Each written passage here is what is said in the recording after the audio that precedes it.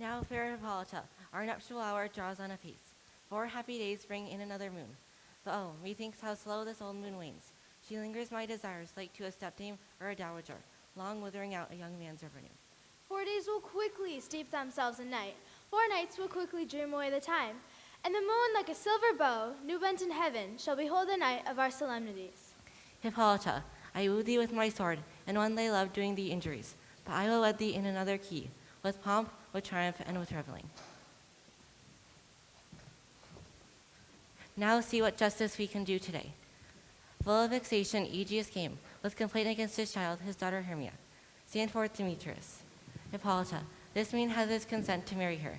Stand forth, Lysander. And my bride to be, this man hath bewitched the bosom of his child. Be it so, she will not here before my grace consent to marry with Demetrius. He begs the ancient privilege of Athens, and, as she is his, he may dispose of her, which shall be either to this gentleman or to her death, according to our law immediately provided in that case. What say you, Hermia? Demetrius is a worthy gentleman. So is Lysander. In himself he is, but in this kind, wanting your father's voice, the other must be held the worthier. I would my father look but with my eyes. Rather your eyes must with his judgment look. I do entreat your grace to pardon me. I know not by what power I am made bold. But I beseech your grace that I may know the worst that may befall me in this case, if I refuse to wed Demetrius. Either to die the death, or to observe forever the society of men. So will I grow, so live, so die, my lord. My soul consents not to give sovereignty. Take time to pause, and by the next new moon, the sealing day betwixt my love and me, upon that day, prepare either to die, or else to wed Demetrius as he would, or else never to speak to any afterward in any way of marriage. Therefore be advised. Relent, sweet Hermia, and Lysander, yield thy crazed title to my certain right. You have her father's love, Demetrius. Let me have Hermia's. Do you marry him? I am, my lord, as well derived as he. As well possessed, my love is more than his. And, which is more than all these boasts can be, I am beloved of beauteous Hermia. Why should not I then prosecute my right? Demetrius, I'll avouch it to his head, made love to Neater's daughter Helena, and won her soul, and she, sweet lady, dotes, devoutly dotes in idolatry, found this spotted and inconstant man. I must confess that I've heard so much, and with Demetrius thought to have spoke thereof. So come, Demetrius, you shall go with me. Come, my Hippolyta. What cheer, my love?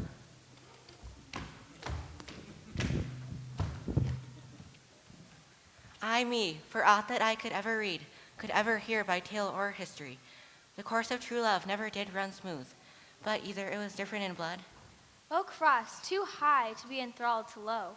or else misgraft in respect of years, O spite, too old to be engaged to young.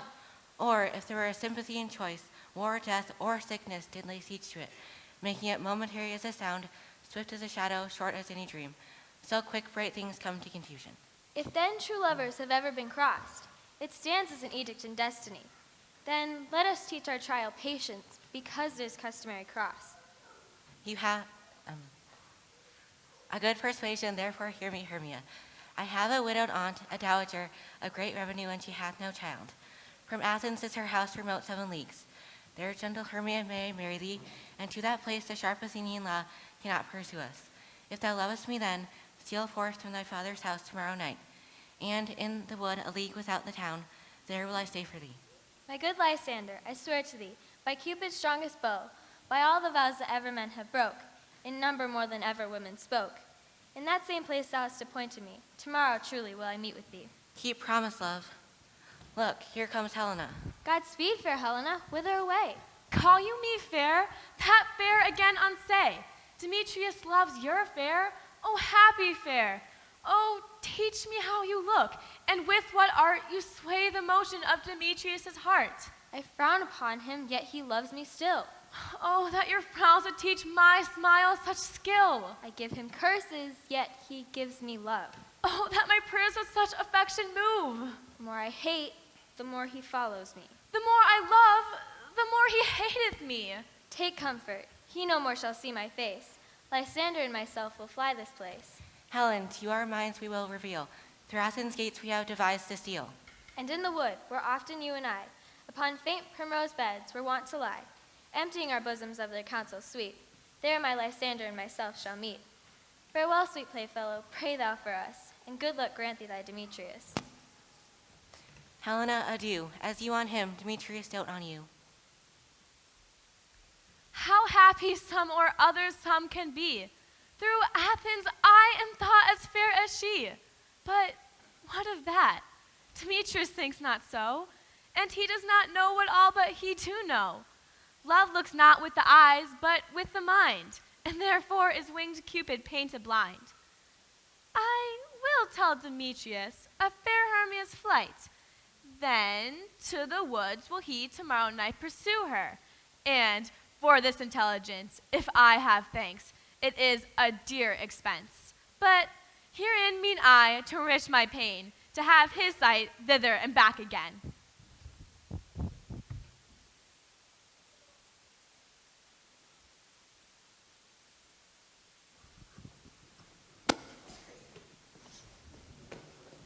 Is all our company here? You're best to call them generally, man by man, according to the script. Here's the scroll of every man's name, which is thought fit through all Athens, to plan our interlude before the Duke and the Duchess. First, good Peter Quince, say what the play treats on, then read the names of the actors. Mary, our play is the most lamentable comedy and most cruel death of Pyramus and Thisbe. A very good piece of work, I assure you. And Mary. Now, good Peter Quince, call forth your actors according to the scroll. Masters, spread yourselves. Answer as I call you. Nick Bottom, the weaver. Ready, name what part I am for, and proceed. You, Nick Bottom, are set down for Pyramus. What is Pyramus? A lover or a tyrant? A lover that kills himself most gallant for love. That will last some tears and true performing of it. If I do, let the audience look to their eyes. I'll move storms.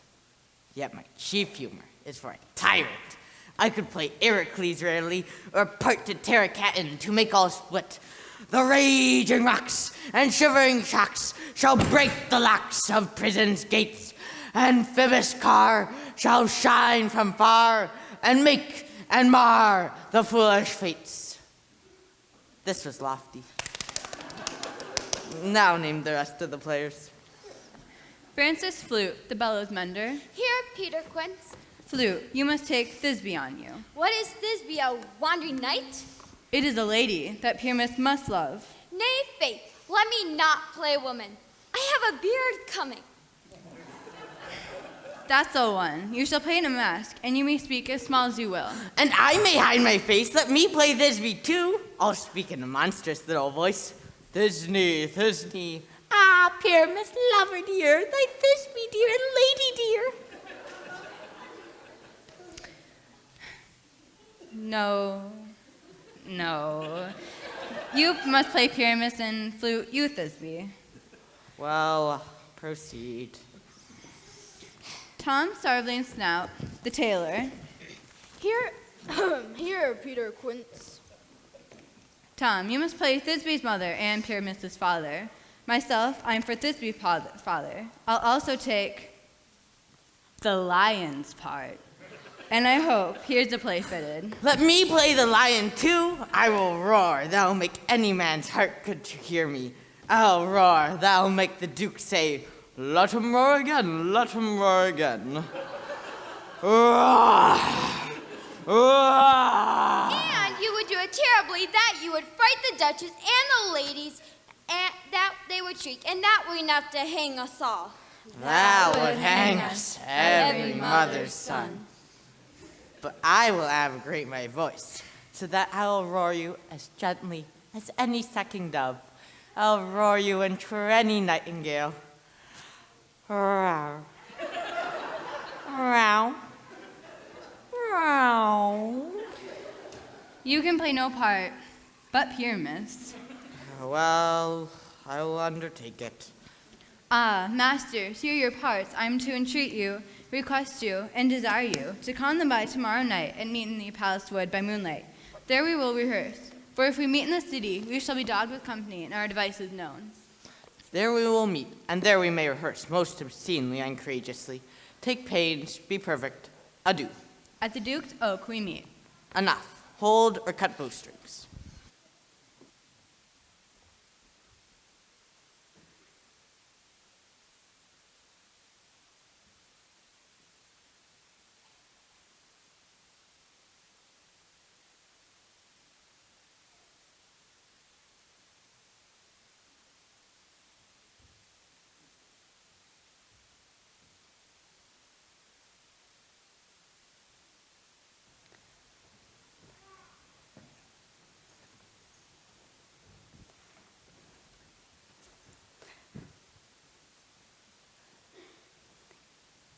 Either you mistake my shape and making quite, or else I am that shrewd and knavish sprite called Robin Goodfellow.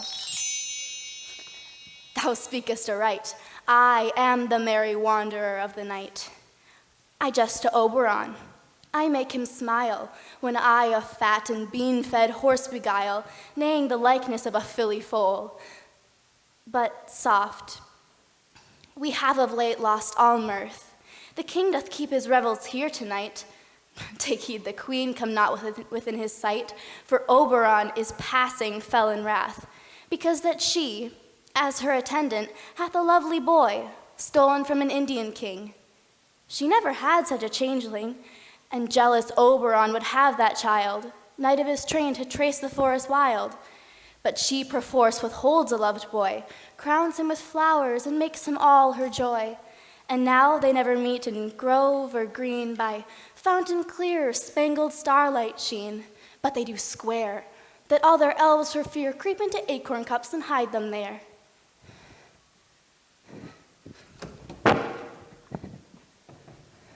Ill met by moonlight, proud Titania. What? Jealous Oberon? Let us skip hence. We have forsworn his bedding company. Tarry, rash wanton, am I not thy lord? Then I must be thy lady, but I know that never since the middle summer spring met we on hill and dale, forest or mead, but thy brawls have disturbed our sport. Therefore the winds, piping to us in vain, as in revenge have sucked up from the sea contagious fogs, which falling in the land have every pelting river made so proud that they have overborne their continents. The ox has therefore stretched his yoke in vain, the plowman lost his sweat, the green corn hath rotted ere its youth attained a beard. The moon, governess of the floods, pale in her anger, watches all the night that rheumatic diseases do abound. And this same progeny of evils comes from our debate, our dissension. We are their parents and originals. Do you amend it then? It lies in you. Why should Titania cross her Oberon? I do but beg a little changeling boy to be my henchman. Set your heart at rest. The fairyland buys not the child of me. His mother was a votress in my order. She, being mortal, that child did die. And for her sake I will raise him up, and for her sake I will not part with him. How long within this wood intend you stay? Perchance till after Theseus' wedding day. If you will see our rounds and patiently dance in our moonlight revels, come with us. If not, shun me and I will spare your haunts.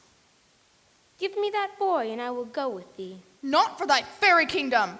Let us away. We shall chide down right if I longer stay. Well, go thy way. Thou shalt not from this grove till I torment thee for this injury. My gentle Puck, come hither. Fetch me that flower, the herb I showed thee once. The juice of it on sleeping eyelids laid will make or man or woman madly dote upon the next live creature that it sees. Bring me this flower, and be thou here again, ere Leviathan can swim a league. I'll put a girdle around the earth in 40 minutes. Having once this juice, I'll watch Titania while she's asleep, and drop the liquor of in her eyes. The next thing that she waking looks upon, be it on lion, bear, or wolf or bull, on meddling monkey or on busy ape, she shall pursue it with the soul of love. And ere I do take this charm from her sight, as I can with another herb, I'll make her render up her page to me. But who comes here? I am invisible. I will overhear their conference. I love thee not, therefore pursue me not. Where was Lysander and fair Hermia? The one I'll slay, the other slayeth me. Hence, get thee gone, follow me no more. You draw me, you hard-hearted adamant. Do I entice you? Do I speak you fair? Or do I not in plainest truth tell you I do not, no I cannot love you? And even for that, do I love you the more? Neglect me, lose me, only give me leave, unworthy as I am, to follow you. Tempt not too much the hatred of my spirit, for I am sick when I look on thee. And I am sick when I look not on you. I'll run from thee and hide me in the brakes, and leave thee to the mercy of wild beasts. The wildest hath not such a heart as you. I will not say thy questions, let me go. Or if thou follow me, do not believe, but I shall do thee mischief in the wood.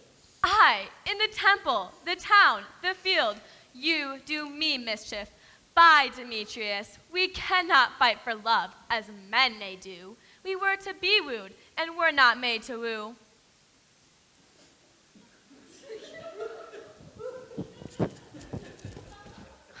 I'll follow thee, and make a heaven of hell, to die upon the hand I love so well. Fare thee well, nymph. Ere he do leave this grove, you shall fly him, and he shall seek thy love. Hast thou the flower there? Welcome, wanderer. Aye, there it is. I pray thee give it me.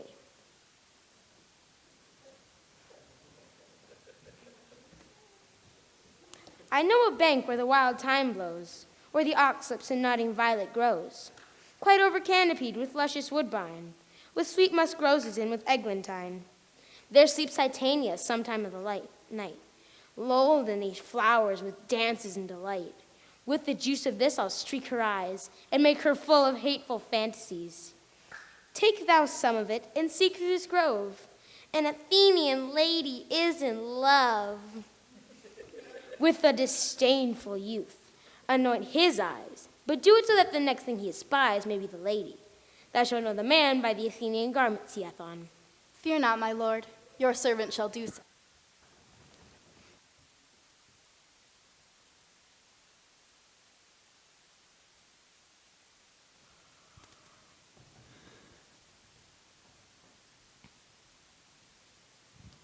Sleep be in my eyes, peace in my breast. Would I were sleep in peace, so sweet to rest.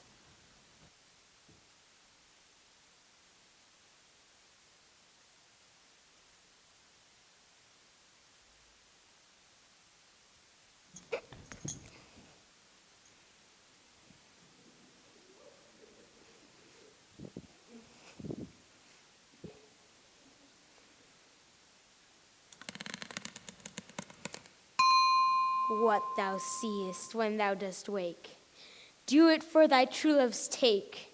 Be it ounce or cat or bear, in thy eyes it shall appear. When thou wakest, it is thy dear. Wake when some vile thing is near.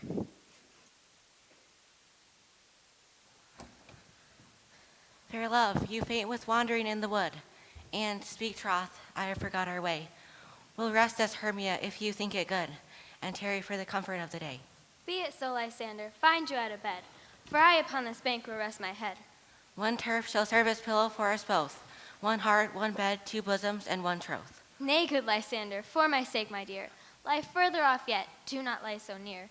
Such separation, as may well be said, becomes a virtuous bachelor and a maid.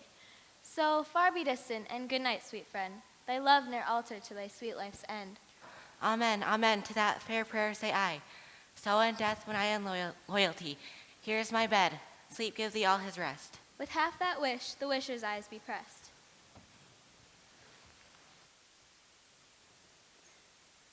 Through the forest have I gone, but Athenian found none, on whose eyes I might approve this flower's force and stirring love. Night and silence, who is here? Weeds of Athens he doth wear. This is he my master said despised the Athenian maid. And hear the maiden, sleeping sound on the dank and dirty ground. Pretty soul, she durst not lie so near this lack love, this kill courtesy. Churl, upon thine eyes I throw all the power this charm doth owe. And so awake when I am gone, for I must now to Oberon.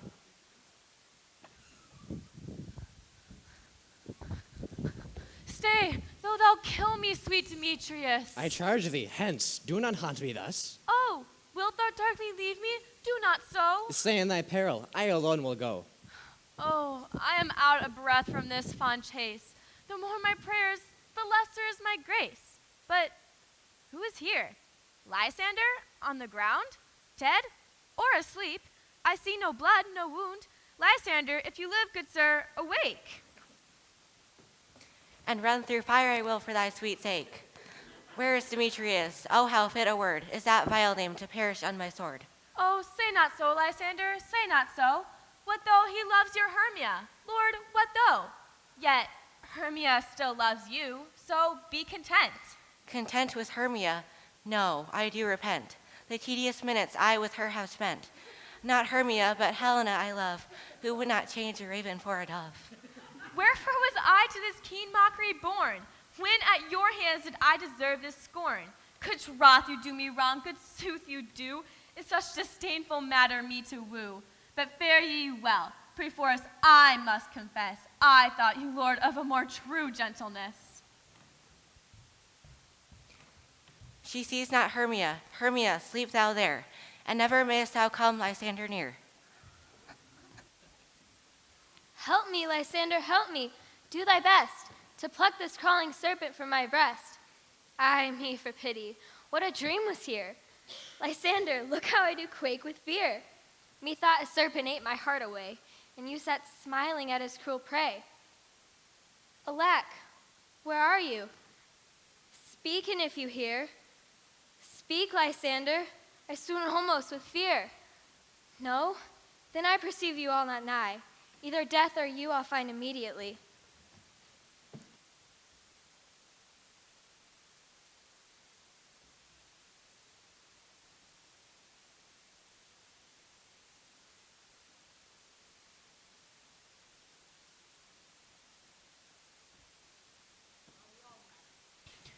Pat, Pat, here's a marvelous, convenient place for our rehearsal. This green plot shall be our stage, this hawthorn brake our Titan house, and we will do an action as we will do it before the Duke. Peter Quince, What sayest thou, Boy Bottom? there are things in this comedy of Pyramus and Thisbe that'll never do. First, Pyramus must draw a sword to kill himself, which the ladies cannot abide. How answer you that? Fire lacking, a parlous fear. I believe we must leave the killing out when all is done. Not a whit. I have a device which will make all well. Write me a prologue, and let the prologue seem to say that we'll do no harm with our swords, and that Pyramus is not killed indeed. And for bare assurance, tell them that I, Pyramus, am not Pyramus, but Bottom the Weaver. This will put them out of fear. Well, we will have such prologue. Will not the ladies be afraid of the lion? I feared, I promise you. Masters, you ought to consider yourselves. To bring in, God shield us, a lion among ladies is a most dreadful thing, for there's not a more fearful wildfowl than your lion living. Therefore, another prologue must tell that he is not a lion. Nay. You must name his name, and half his face must be seen through the lion's neck, and he himself must speak through, saying thus or to the same effect: Ladies, or fair ladies, I would wish you, or I would request you, or I would entreat you not to fear, not to tremble, my life for yours. If you think I come hither as a lion, it were a pity on my life. No, I am no such thing. I am a man, just as much as other men are, and there indeed, let him name his name, and tell him plainly he is Peter Snug Quince. This will put them out of fear. Well, it shall be so, but there are two hard things. That is, to bring moonlight into chamber. For you know, Pyramus and Thisbe meet by moonlight. Doth the moon shine the night we play our play? A calendar, look in the almanac. Find out moonshine, find out moonshine. Yes, it does shine that night. Why then may we leave the casement of the great chamber window where we play open, and the moon may shine in at the casement? Or else one must come to disfigure or to present the person moonshine. Then there is another thing. We must have a wall. For you know, Pyramus and Thisbe, says the story, to talk through a chink of the wall. You can never bring in a wall. What say you about him? Some man or other must present wall, and let him have some plaster, some loam, or some rough cast about him to signify wall. Let him hold his fingers thus, and through that cranny shall Pyramus and Thisbe talk. If that may be, then all is well. Come, sit down, every mother's son, and rehearse your parts. Pyramus, you begin. When you have spoken your speech, enter into that break, and so every man according to his cue.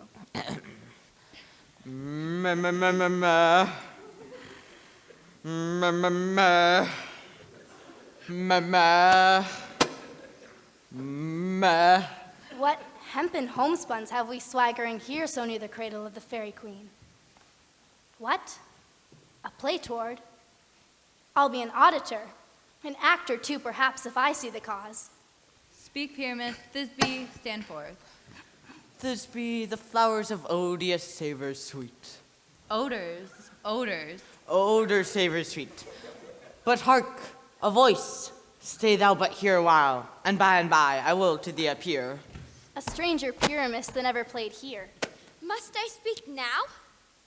Aye, Mary must you, for you must understand he hath to go see a noise he hath heard, and is to come again. Most raiment Pyramus, most lily white of hue, as truest horse that yet would never tire, I'll meet thee, Pyramus, at Ninny's tomb. Ninus tomb, man, you must not speak that yet. That you answer to Pyramus. You must speak your part all at once, cues and all. Pyramus, enter. Your cue is past. It is never tire. Oh, as truest horse that yet would never tire? If I were fair, Thisbe, I were only thine. Oh, monstrous. Oh, strange. We are haunted. Pray, masters, fly, masters, help. I'll follow you. I'll lead you about around. Why do they run away? This is knavery of them to make me afeard. Oh, bottom, thou art changed. What do I see on thee? What do you see on me? You see an asset of your own, do you?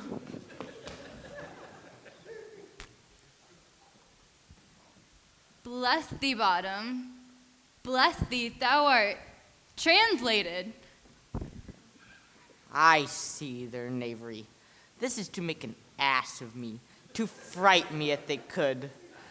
But I will not stir from this very spot. Do what they can. I will walk up and down here, and I will sing, that they shall know I am not afraid. Donkey, donkey, old and gray, open your mouth and start to bray. Lift your ears and blow your horn. Raise the world this sleepy morn. What angel wakes me from my flowery bed? I pray thee, gentle mortal, sing again. Mine ear is much enamored of thy note, and mine eye is enthralled to thy shape, and thy fair virtue's force perforce doth move me to speak, to swear on the first view. I love thee. Methinks, mistress, you should have little reason to say that.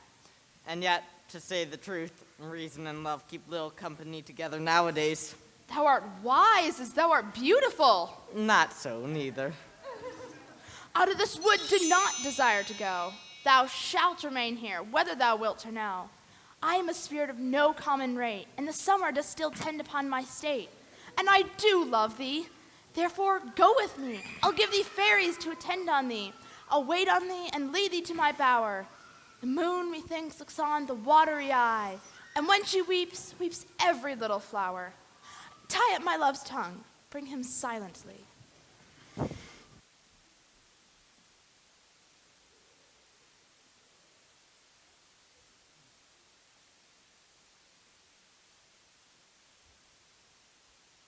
Titania be awakened.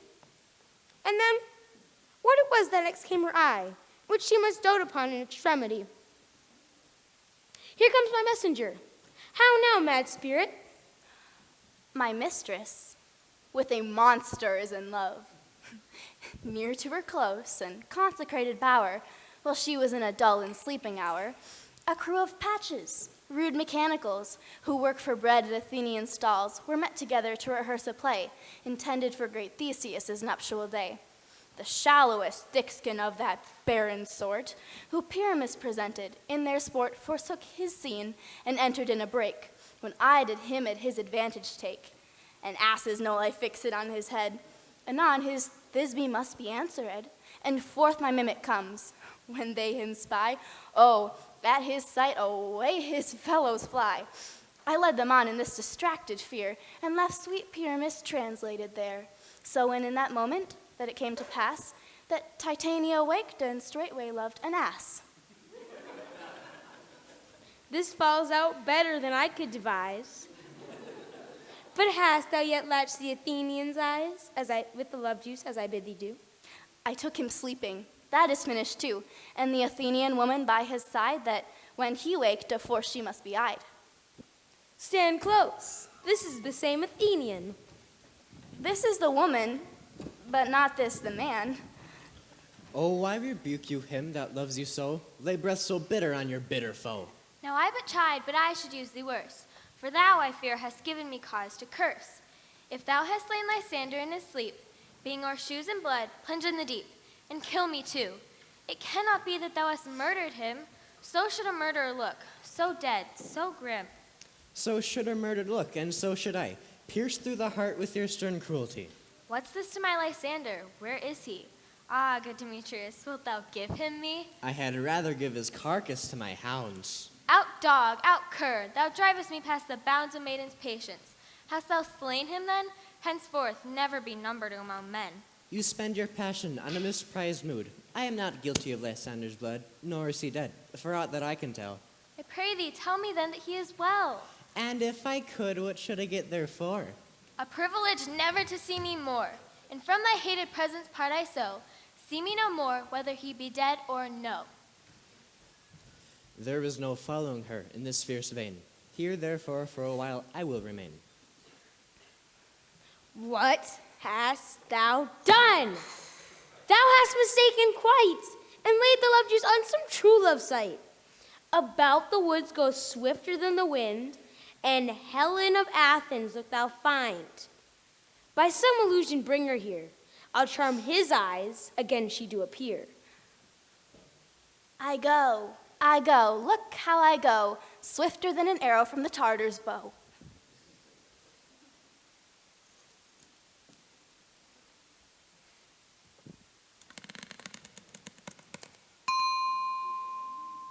Flower of this purple dye, hit with Cupid's archery, sink the apple of his eye.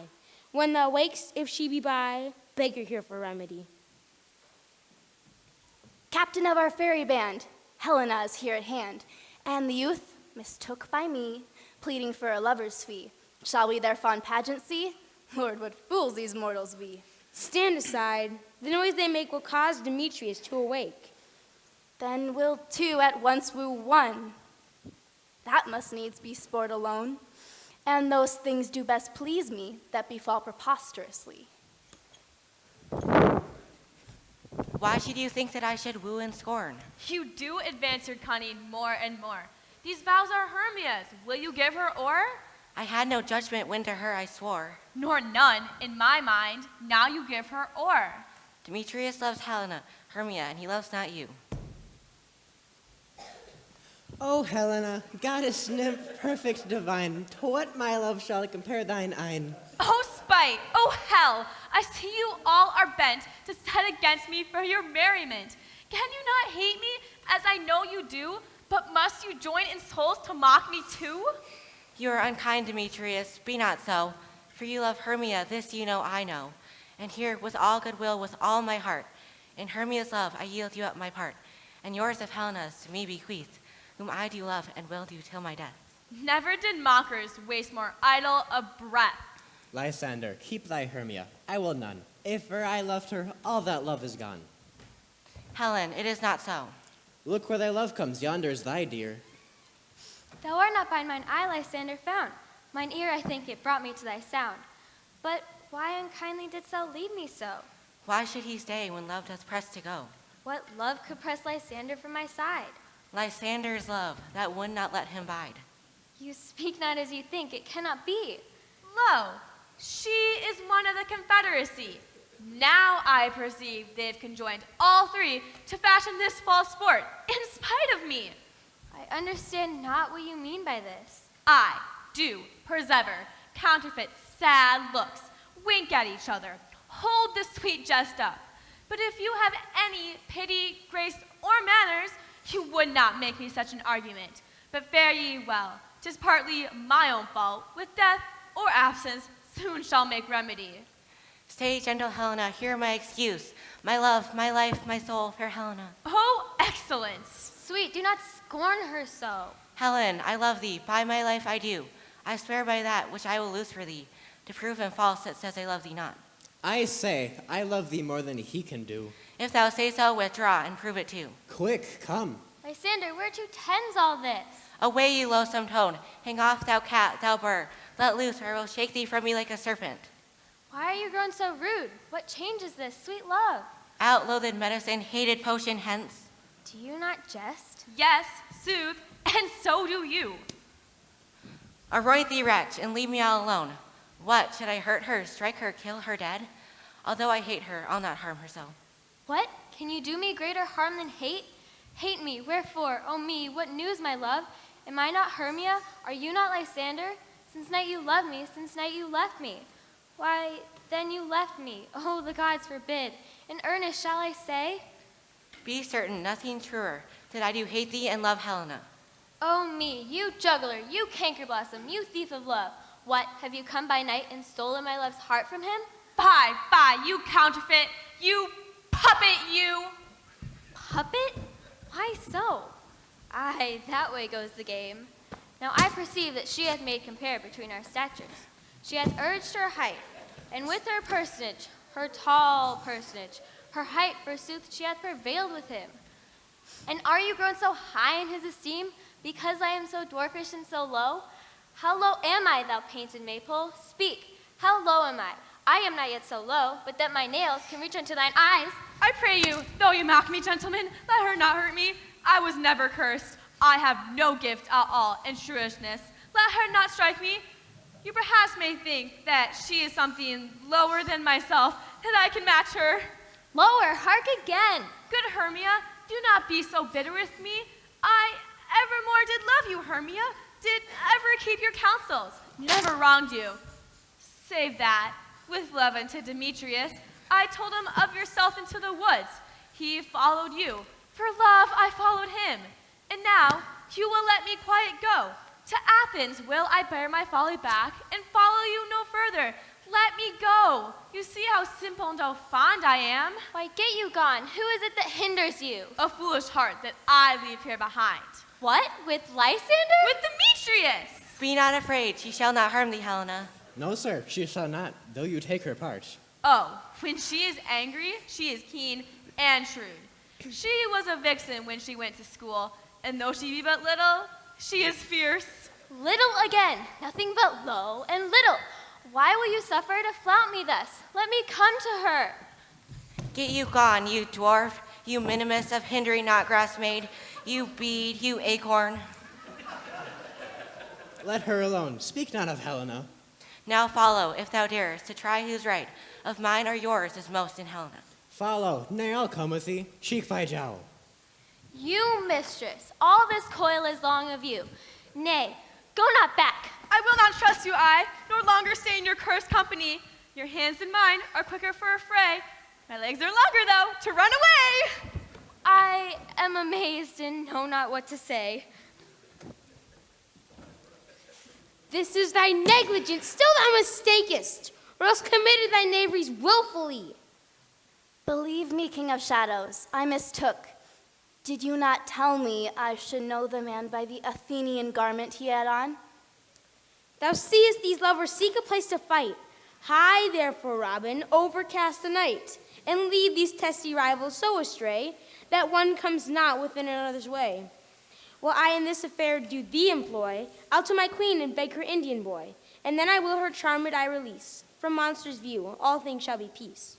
My fairy lord, this must be done with haste.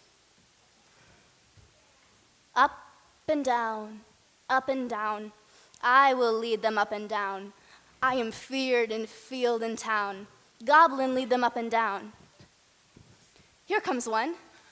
Where art thou, proud Demetrius? Speak thou now. Here, villain, drawn and ready. Where art thou? I will be with thee straight. Follow me then to plainer ground.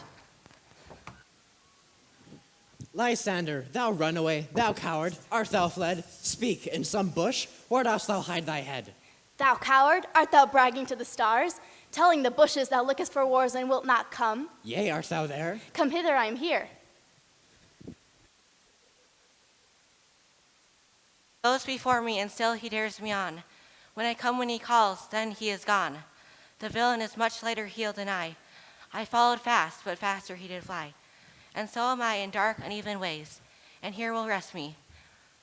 Come, and if but once thou show me thy gray light, I'll find Demetrius and avenge this spite. Ho, ho, ho, coward, why comest thou not? Where art thou now? Come now, I am here. Now go thy way. Faintest constrainteth me to measure out my length on this cold bed. By day's approach, looks be visited. O weary night, O long and tedious night, abate thy hour, shine comforts from the east, that I may back to Athens by daylight. Yet but 3. Come one more, 2 of both kinds makes of 4. Here she comes, cursed and sad. Cupid is a knavish lad, thus to make poor females mad. Never so weary, never so in woe. Bedabbled with the dew and torn with briars, I can no further crawl, no further go. My legs can keep no pace with my desires. Here will I rest me to the break of day. Heaven shield Lysander if they mean a fray. On the ground, sleep sound. I'll apply to your eye gentle love a remedy. When thou wakest, thou takest true delight in the sight of thy former lady's eye. Jack shall have Jill, naught shall go ill. The man shall have his mare again, and all shall be well.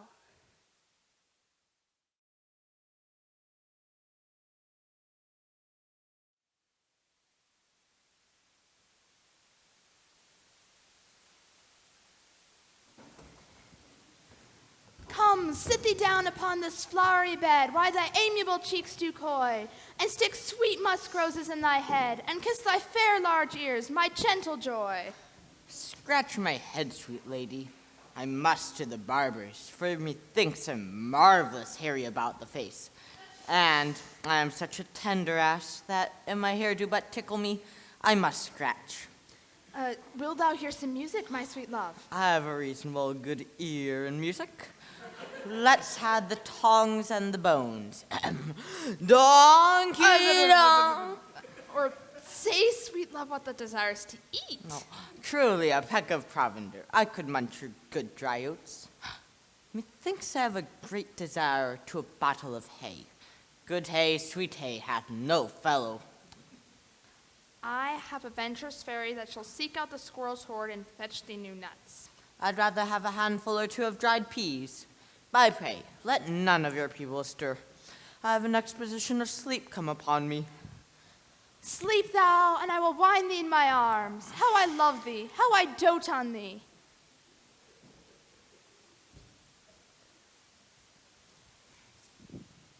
My good Robin, seest thou this sweet sight?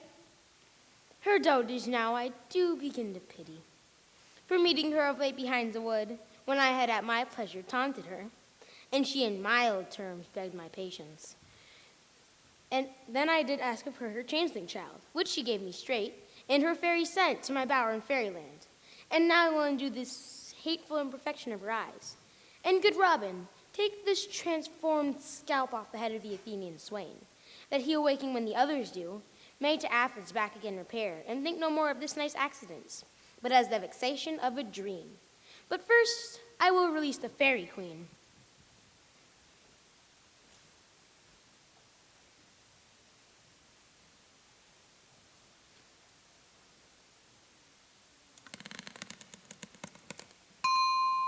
Be as thou wast wont to be, see as thou wast wont to be. Wake you, Titania, wake you, my sweet queen. My Oberon, what visions I have seen. Methought I was enamored of an ass. There lies your love. How came these things to pass? How mine eyes do loathe his visage now. Silence a while. Robin, Off with his head. I mean, take off this head. Now, when thou wakest, with thine own fool's eyes peep. Now, my queen, take hands with me, and rock the ground whereon these sleepers be. For you and I are in new amity, and will tomorrow, midnight solemnly, dance in Duke Theseus' house triumphantly, and bless it to all fair prosperity. Fairy king, attend and mark, for I do hear the morning lark. Then, my queen, in silence sad, trip we over the night's shade, but we the globe can compass soon, swifter than the wandering moon. Come, my king, in our flight, tell me how it came this night that I sleeping here was found with these mortals on the ground.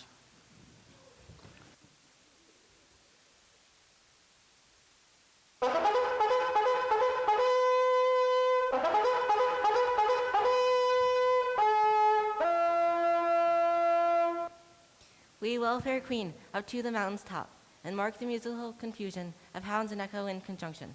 But soft, what nymphs are these? My lord, this is Hermia here asleep, and this Lysander. This Demetrius is, and this is Helena, old Nadar's Helena. I wonder if they're being here together. No doubt they rose up early to observe, with the right of May, and hearing our intent, came here to grace our solemnity. Go, bid the huntsmen wake them with their horns. Good morrow, friends. I pray you all, stand up. I know you two are rival enemies. How comes this gentle concord in the world, that hate is so far from jealousy, to sleep by hate and fear no enmity? My lord, I shall reply amazedly, half sleep, half waking, but as yet I swear, I cannot truly say how I came to be here. But as I think, for truly would I speak, and now do I bethink me so it is. I came with Hermia hither. Our intent was to be gone from Athens, where we might without the peril of the Athenian law. My lord, fair Helen told me of their self, of this their purpose hither to this wood, and I in fury hither followed them. Fair Helen, and fancy following me. But, my good lord, I wot not by what power, but by some power it is, my love to Hermia. Melted as the snow seems to me now as the remembrance of an idol god, which in my childhood I did dote upon. In all the faith, the virtue of my heart, the object and the pleasure of mine eye, is only Helena. To her, my lord, was I betrothed, or I saw Hermia. But, like in sickness, did I loathe this food, but, as in health, come to my natural taste. And now I do wish it, love it, long for it, and will forevermore be true to it. Fair lovers, you are fortunately met.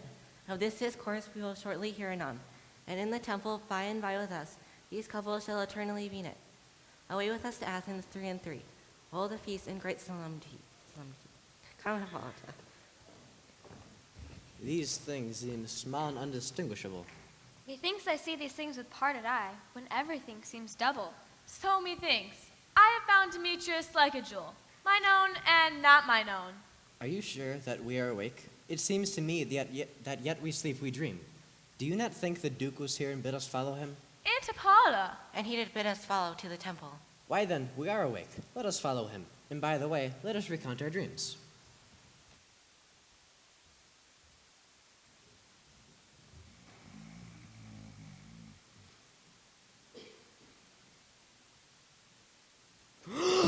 When my cue comes, call me and I'll answer it. My next is most fair Pyramus. Hi-ho, Peter Quince, flute the bellows mender, stolen hence and left me asleep. I have had a most rare vision. I have had a dream, past the wit of man to say what dream it was. But man is but an ass if he go about to expound this dream. Methought I was... There is no man that can tell what. Methought I was... And methought I had... But man's but a patched fool if he'll offer to say what methought I had. The eye of man have not heard, the ear of man have not seen, man's hand is not able to taste, his tongue to conceive, nor his heart to report what my dream was. I shall have Peter Quince write a ballad of this dream, and it shall be called Bottom's Dream. because it hath no bottom. And I shall perform it at the latter end of the play, before the Duke. Peradventure, to make it more gracious, I shall sing it at her death.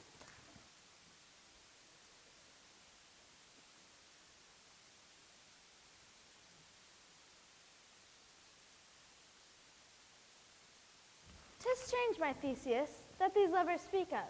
More strange than true, I never may believe these antique fables nor these fairy toys. Lovers and madmen have such seething brains, such chafing fantasies that apprehend more than cool reason ever comprehends. The lunatic, the lover, and the poet are of imagination all compact. The poet's eye, in fine frenzy rolling, doth glance from heaven to earth, from earth to heaven. And as imagination bodies forth the forms of things unknown, the poet's pen turns them into shapes and gives to airy nothing a local habitation and a name. Such tricks has strong imagination." But all the story of the night told over, and all their minds transfigured so together, more witness it than fancy's images, and grows to something of great constancy, but howsoever strange and admirable. Here come the lovers, full of joy and mirth. Joy, gentle friends, joy accompany your hearts. Say, what abridgment have we for this evening? A tedious, brief scene of young Pyramus and his lover Thisbe. Very tragical mirth. Merry and tragical, tedious and brief. This is hot ice and strange, wondrous snow. I will hear this play. Go bring them in.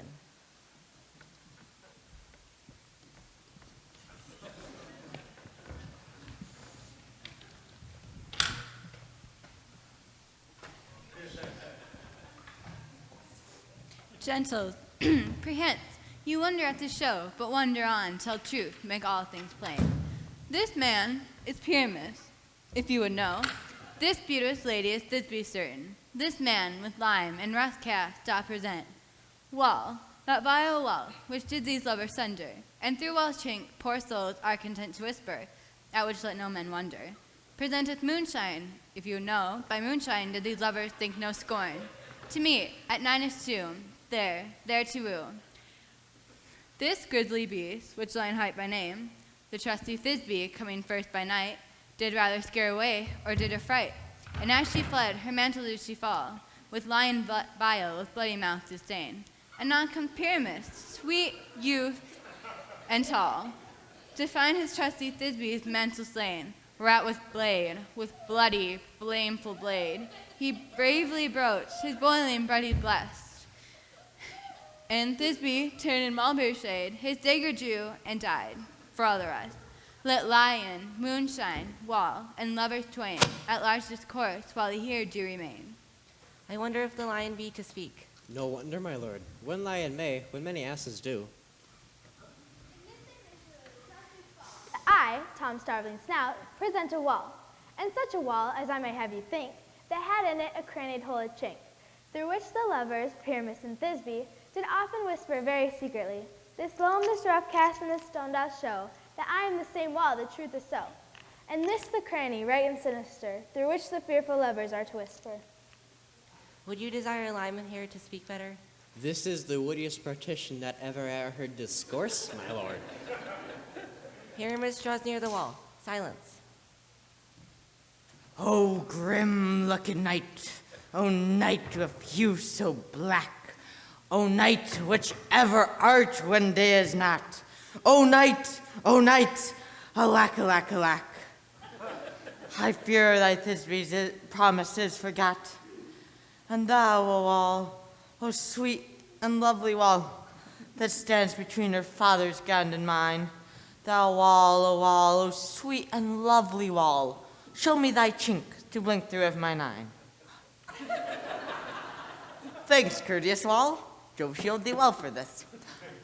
But what see I? No Thisbe do I see. O wicked wall, through whom I see no bliss. Cursed be thy stones for thus deceiving me. The wall, methinks, being sensible, should curse again. No, in truth, sir, ye should not. Deceiving me is Thisbe's cue. She is to enter now, and I am to slide her through the chink. You shall see, sir. It shall fall pat as I told you. Yonder she comes. Oh, wall, full often thou hast heard my moans for parting my fair Pyramus and me. My cherry lips have often kissed thy stones with lime and hair knit up in thee. I see a voice. Now will I to the chink, to spy, and I can hear my Thisbe's face. Thisbe! My love thou art, my love I think. Think what thou wilt, I am thy lover's grace. Oh, kiss me through the hole of this vile wall. I kiss the wall's hole, not your lips at all. Our fathers found ons, likewise her mothers. We few, we happy few, we band of brothers. For he today that sheds his blood with me shall be my brother, be he ne'er so vile. This day shall gentle his condition. Wilt thou at Ninny's tomb meet me straightway? Tide life, tide death, I come out with delay. Thus have I well my part to discharge so, and, being done, thus well away doth go. Now is the wall down between the two neighbors. This is the silliest stuff that ever I heard. The best in this kind are but shadows. The worst are no worse, if imagination amend them. It would be your imagination then, and not theirs. Here come in two noble beasts, a man and a lion.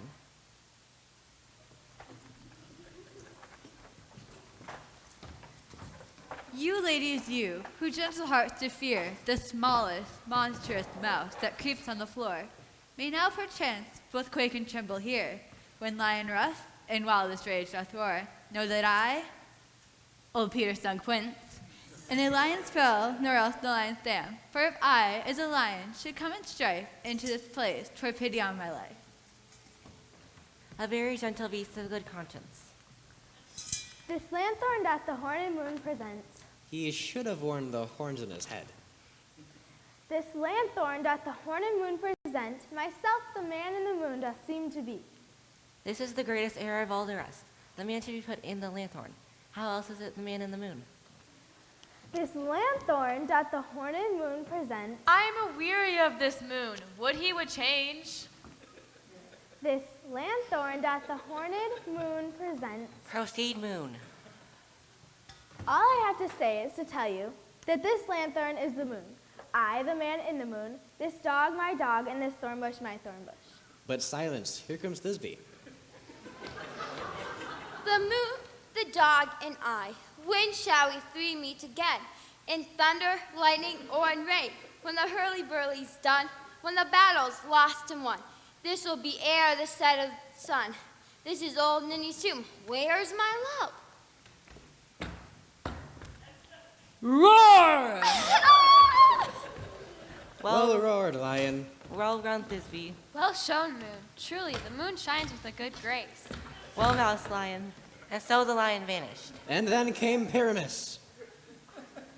Sweet moon, I thank thee for thy sunny gleams. I thank thee, moon, for shining now so bright. For by thy gracious golden glittering gleams, I trust to take our truest Thisbe sight. But stay, O spite, but mark, poor knight, what dreadful dole is here? Eyes do you see? How can it be? O dainty duck, oh dear! Thy mantle good? What? Stained with blood? Approach, ye furies fell. Fates, come, come, cut thread and thrum, quill, crush, conclude, and quell. Beshrew my heart, but I pity the man. Oh, wherefore nature didst thou lion's frame? Come, tears confound, out sword and wound, the pap of Pyramus. I, that left pap, where the heart doth hop. Thus die I, thus. Now I am dead. Now I am fled. My soul is in the sky. Tongue, lose thy light. Moon, take thy flight. Now die, die, die, die, die, die. How chance moonshine is gone before Thisbe comes back and finds her lover. She will find him by starlight. Here she comes, and our passion ends the flight. Asleep, my love, what? Dead, my dove. Oh, Pyramus, arise! Speak, speak, quite dumb. Dead, dead, a tomb must cover thy sweet eyes. These thy lips, this cherry nose, this yellow cowslip cheeks. are gone, are gone. Lovers make moan, his eyes are green as leaves. Eyes, look your last, arms, take your last embrace, and lips, oh you, the doors of breast, sealed with the righteous kiss, a dateless bargain to engrossing death. Tongue, not a word, come, trusty sword, come, blend my breast and view. Oh, happy dagger, this is thy sheath. There rest, and let me die, and farewell, friends, thus Thisbe ends. Adieu, adieu, adieu. Moonshine and Lion are left to bury the dead. Aye, and Wall too. No, no, I assure you. The wall is down that parted their fathers. Will it please you to hear an epilogue or to see a burgomesque dance between two of our company? No epilogue, I pray you, for your play needs no excuse. Never excuse, for when the players are all dead, there needs none to be blamed. The iron tongue of midnight hath told 12. Lovers to bed, 'tis almost fairy time. A fortnight we hold in this solemnity, and nightly revels a new jollity.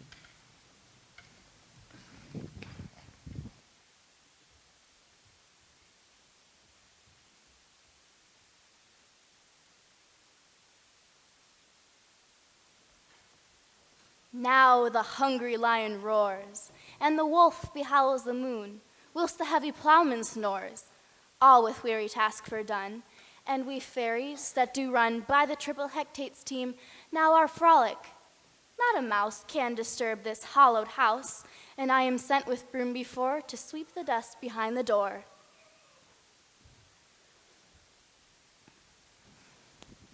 Now until the break of day, through this house each fairy stray. So shall all the couples three ever true and loving be. And this field do consecrate, every fairy take his gate. And each several chambers blessed through this palace with sweet peace. Trip away, make no stay. Meet me all by break of day.